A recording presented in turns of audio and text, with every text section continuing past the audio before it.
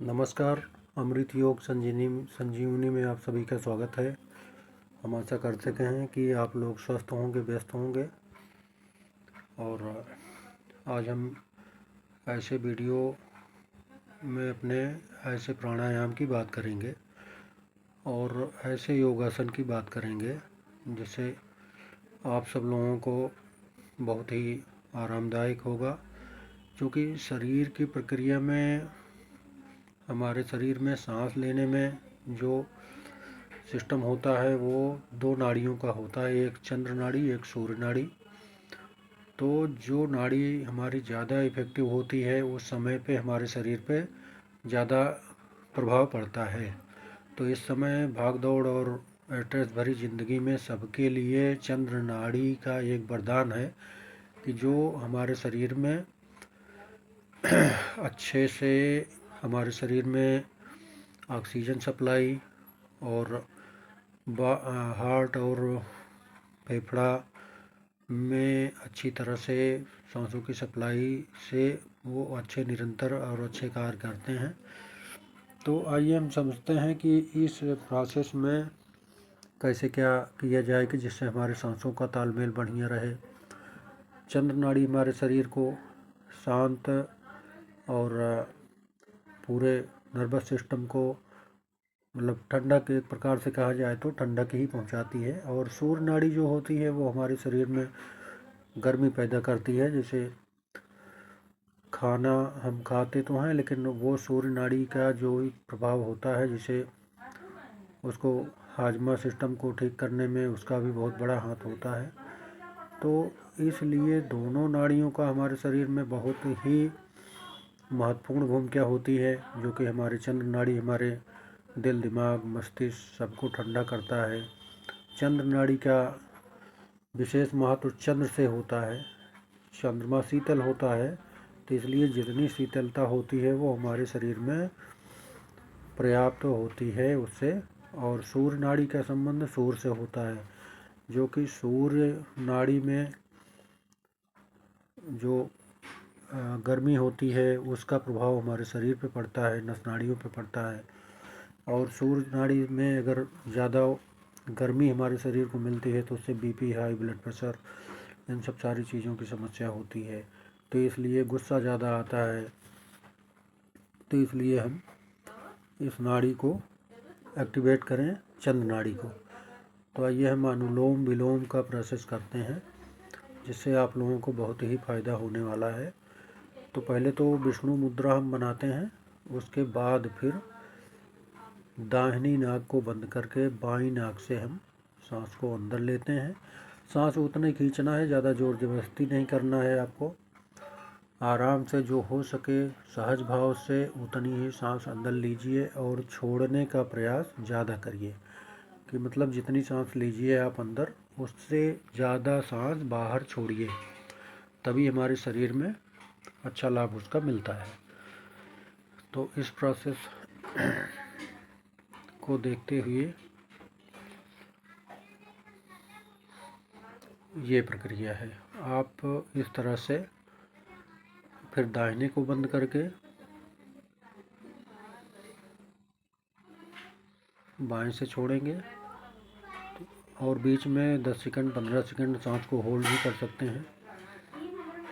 वो कुंभक प्रक्रिया होती है जिससे हमारे शरीर में अतिरिक्त ऑक्सीजन की पूर्ति करता है वो। तो इस तरह से आप लोग 10 मिनट, 5 मिनट, 15 मिनट, जिससे जो हो सके वो आप लोग कर सकते हैं। आराम से सहज भाव में बैठ के, कोई स्ट्रेस ना रहे, शरीर को बिल्कुल ढीला छोड़ के ये प्रक्रिया करना है आप लोगों को। तो इससे आपको बहुत अत्यधिक लाभ होगा। ये हमारे मस्तिष्क को ठंडक पहुंचाएगी और हमारे हाजमा सिस्टम को मजबूत करेंगे। दिल, दिमाग, फेफड़े, हार्ट सबके लिए ये बहुत ही वरदान साबित हुआ है। दिमाग पे कोई टेंशन है, बीपी हाई लो होती है, उसमें भी काम करता है। तो ये अनुलोम विलोम बहुत ही ज़बरदस्त प्राणायाम है जिससे हम शरीर को अपने प्राणों का आयाम देते हैं। इसी का नाम प्राणायाम, अनुलोम विलोम। तो ये हो गया। बाकी अब हम कपालभाति की बात करेंगे। कपालभाति क्रिया जो कि एक क्रिया है जो हमारे अंदर के सारे सिस्टम पे काम करता है, उनकी हीलिंग पावर को एक्टिवेट करता है, जिससे उनकी जो है एक्सरसाइज होती है अंदर। बाहर तो हम लोग एक्सरसाइज कोई भी करके बाहर का लाभ ले सकते हैं, लेकिन अंदर के लिए जो प्रक्रिया है उसको बहुत ही सहज भाव से, बहुत ही गंभीरता से, बिल्कुल ध्यान में रख के ये कपालभाति क्रिया को किया जाता है। इसको खाली पेट करना है। जब भी आपका पेट खाली रहे तभी ये प्रक्रिया करिए, और ज़्यादा पानी भी न पीजिए। खाली पेट ये प्रक्रिया की जाती है, जिससे हमारे शरीर को अत्यधिक लाभ मिलता है। तो ये प्रक्रिया निरंतर करिए आप, जिससे मोटापा भी कम होगा शरीर में, और हमारे हार्ट को मजबूती मिलती है, दिमाग को अच्छा मैसेज होता है। और सबसे बड़ी बात है कि आहार विचार वाणी, हम कैसा आहार ले रहे हैं, कैसा विचार रख रहे हैं मन में, और कैसा बर्ताव कर रहे हैं, लोगों से बातचीत कर रहे हैं, कैसी वाणी बोल रहे हैं अपने लिए, दूसरों के लिए, परिवार के लिए, तो ये सब बहुत ध्यान देने वाली बात है। तो आइए हम करके दिखाते हैं। तो बड़े बड़े बहुत सारे लोग मतलब जल्दबाजी में बता देते हैं कि प्राणायाम और कपालभाति क्रिया को जल्दबाजी में नहीं करना चाहिए। जल्दबाजी का मतलब जल्दबाजी में कोई चीज़ करने से उसका फ़ायदा नहीं मिल पाता है, सिर्फ ये कि वो दिखावा रहता है। तो आइए हम बताते हैं। इस तरह से आराम से बैठ के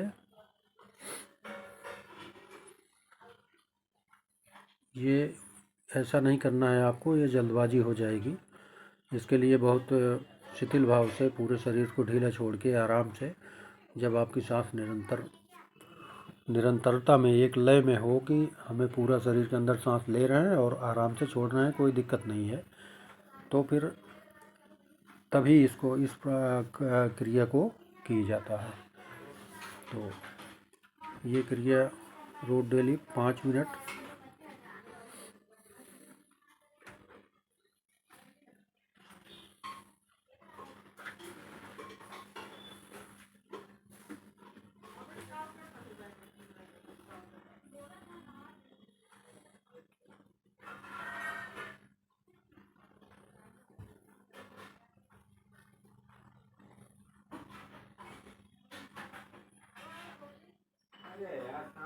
इस तरह से आप आराम से करिए, जिससे जितना हो सके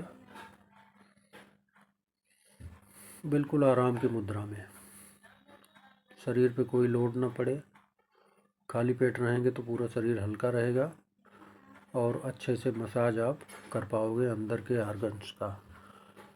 तो ये सब बातें बहुत ध्यान देने वाली हैं। आप लोग योग करिए, निरंतर अभ्यास करिए इन सब चीज़ों का, और आप लोग स्वस्थ रहिए। तो ये सब रोज़ डेली के प्रयास में, रोज़ डेली निरंतर करिए आप लोग, क्योंकि भाग दौड़ भरी ज़िंदगी में किसी को टाइम नहीं मिलता, लेकिन योगा ऐसी चीज़ है जो आप निरंतर रोज़ डेली अपने प्रतिदिन के दिनचर्या में ला लेंगे तो इससे बहुत बड़ा फ़ायदा आपको होने वाला है, जिससे आप अपने अंदर पनपने वाले रोगों को कम कर सकते हो, ख़त्म कर सकते हो योगा और मेडिटेशन के माध्यम से। और शरीर अपने आप मैसेज देने लगेगा। जब आप साध लोगे ये सब चीज़ें तो शरीर अपने आप मैसेज देगा, सारी बातें आपको अंदर मालूम होगी कि ये कैसे क्या चल रहा है हमारे शरीर में।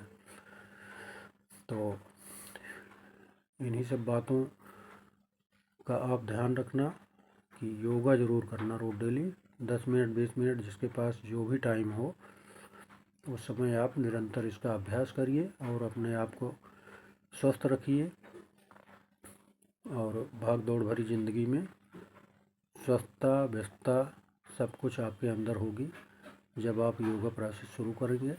तब तक के लिए आज के लिए यही इतना, और आप लोग हमारे चैनल को सब्सक्राइब करिएगा, लाइक करिएगा और शेयर करिएगा, जिससे आपको हमारी वीडियो ज़्यादा से ज़्यादा सब मिलती रहें।